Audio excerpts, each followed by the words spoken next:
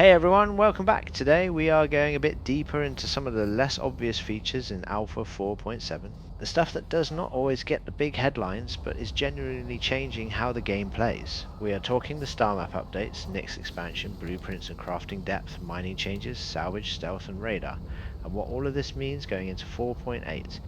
Let us start with the star map because it has picked up some really useful improvements that a lot of players are sleeping on. The NICS system now has its 3 planets visible on the star map. You cannot travel to them yet, but they are there, and the details already shown hint at what is coming. NICS 2 appears to be a hostile, acidic environment, which suggests some dangerous exploration content down the line, and NICS 3 looks like a colder world with limited resources. These are not just placeholder dots on a map. CIG is clearly building toward opening these up, and given that Planet Tech V5 is being developed specifically for the NICS planets alongside the NPC Population Manager and STAR-XZQL systems, the full NICS system being explorable by the end of the year is a realistic expectation. The bigger immediate change to the star map is that planets and moons now display what minimal resources are available at that location. If you need iron, you can open the star map and find a body that has it without flying to a dozen rocks and scanning each one. That is a genuinely meaningful quality of life improvement for miners and crafters, and is going to become even more useful as the crafting system expands. Expect search functions and more detailed filtering to be added to the star map over time too. Speaking of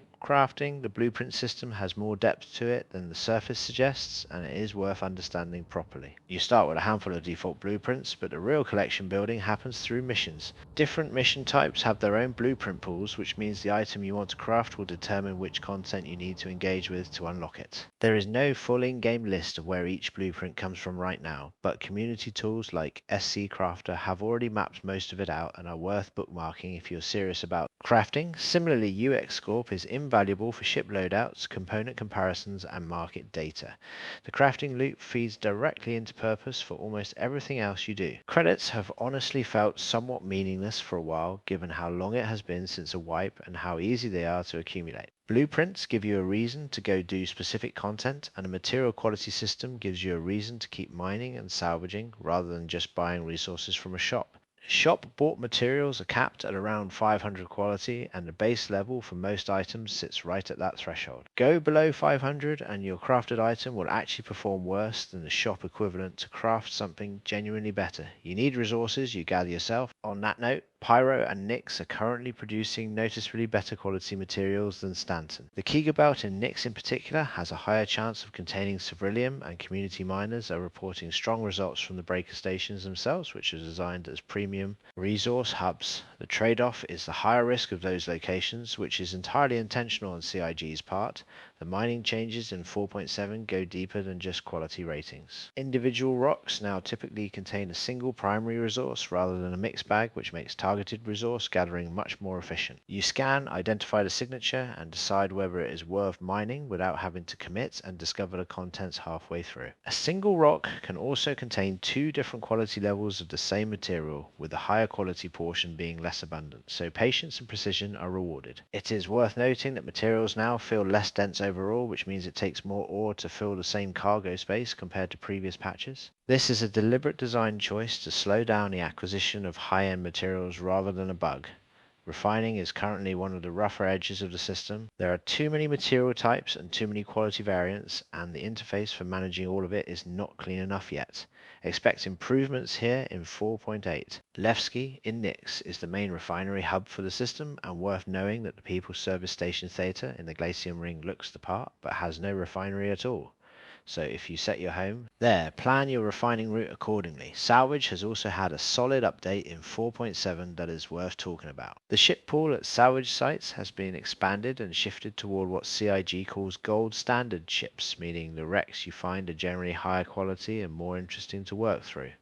Ships now have removable components, which means salvage is no longer just about hull scraping and plating. You can pull components off wrecked ships directly, which are potentially useful for dismantling into crafting materials. This is going to become increasingly valuable as the crafting system matures and more component types become relevant to crafting recipes. Now let us get into the radar and stealth changes, because 4.7 has made a genuinely significant shift here that has not gotten enough attention. The core change is that passive cross-section detection has been removed.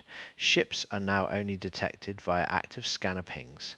This is a fundamental shift in how stealth works. Previously, your ship's physical cross-section could be detected passively at range just by existing in someone's radar range. Now, if you're running low IR and EM emissions and nobody actively pings you, you are effectively invisible. A well-configured stealth ship can get much closer to a target before being detected than was possible before. The three detection types in Star Citizen are infrared, electromagnetic, and cross-section. IR and EM are generated by your ship's active systems and components and can be reduced by switching systems off or using stealth-rated components. Cross-section is determined by the physical shape and size of your ship, but is now only detectable through an active ping. The catch is that sending out a ping also broadcasts your own position, so active scanning is a trade-off. A smart pilot who knows what they are doing will notice they have been pinged and can react accordingly. Oh no.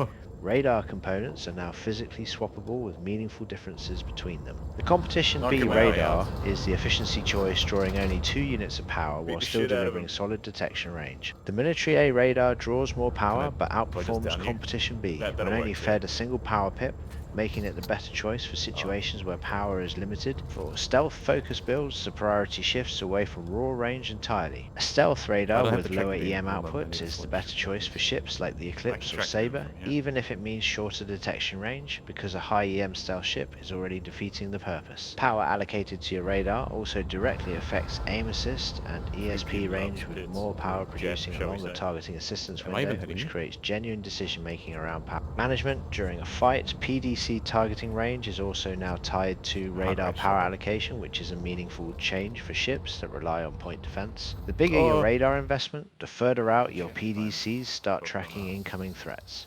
Stealth gameplay in 4.7 is at an interesting early stage. The foundations are genuinely good, but it needs more supporting systems to reach its full potential. Better scanning tools, more stealth-specific missions, and eventually directional scanning capabilities will make the whole system considerably deeper. What is in place right now, though, is a real improvement over where things were before. Looking ahead, 4.7.1 arrives next week with the hull B and Graycat UTV. 4.7.2 follows towards the end of April with expanded NICS missions, including bombing runs, destroy objective missions at the breaker stations, and courier and delivery content. Then 4.8 in May brings a big refueling overhaul, mothership hangar service, transport system changes, and likely the Ironclad at Fleet Week. Several of the systems talked about in this video are going to get meaningful updates in 4.8, particularly around refining and radar. There is a lot happening right now in Star Citizen, and a lot more coming in the next few weeks. Thanks for watching everyone, and I will catch you in the verse.